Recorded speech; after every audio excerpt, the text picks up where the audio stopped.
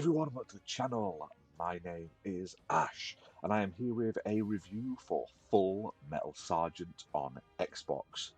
Now, this comes out on the 2nd of May 2024, developed by Carlo C Games and published on Xbox by Polycrunch Games. I was looking to present a copy prior to release to give this game a go. Now, it's already out right now on Steam, so if you can't wait or you want to give it a try right now, you can jump over there and grab it. It's also coming to PlayStation and Switch consoles.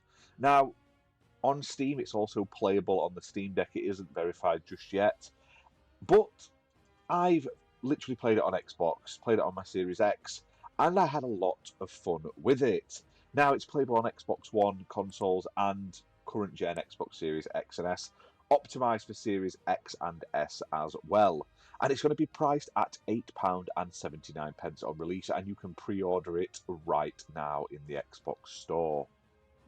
Now, this is a game that reminds me of Full Metal Jacket, not because of just the name, but because of the actual gameplay itself. In this game, you will play as basically a drill sergeant, and it's your job to train up a whole host of useless new maggoty recruits to turn them into lean, mean war machines within a 12-week period to take on a mission and hopefully complete that mission at the end of the game. Now, the game isn't super long. It is only a few hours from start to finish, the 12 weeks and the final mission. The final mission is like randomized, so it's never the same every time you play it. And your recruits are always different as well. They're randomized, so they have perks and negatives and stuff like that you have to either trade out of them or deal with, because like some of those like negatives, like there's one called loner, which can lead to them like deserting and stuff like that in the final mission. They could defect the enemy team, all that sort of stuff. Now, graphically, the game is very low poly. It's a nice pixelated art style, which I really enjoy. It's simplistic, but it's interesting. It has like decent enough writing. It has a little bit of humor in there as well. And basically, it's up to you to take these recruits and correctly train them. So you have to manage their stamina, their stress, and stuff like that. And you have so many training like points to spend each week, depending on what you want to have them carry out. And you have to obviously not just do it for one of them, but the whole group. Now, as you improve your characters, they'll level up by earning prestige points to graduate, and you can like qualify them as like riflemen, snipers, paratroopers, stuff like that. Now, something else you can train them for is these inter-camp competitions, which are like races and like swimming competitions and stuff like that.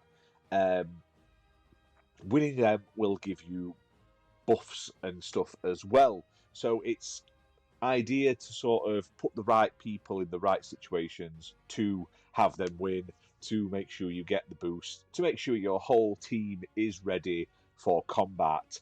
And then right at the end, you'll have this tile-based randomized mission full of like encounters and things you have to do to win. Once you've won, that is it. Unfortunately, the game is pretty short in that sense. You can just start it up again, and you'll have like slightly different variables through the whole thing, which is nice. It doesn't like overstay its welcome, but I'd like to have maybe seen you could put them on multiple missions and maybe have a couple of teams of people trained up, so you can do one mission with one and one with another, something like that, and you can maybe swap people in between them instead of being just focusing on a small group that you have to keep or cut and stuff like that, depending on how well they're getting on with it. Now, the end mission is a bit... to be fair, I think the end mission is the worst bit of the game.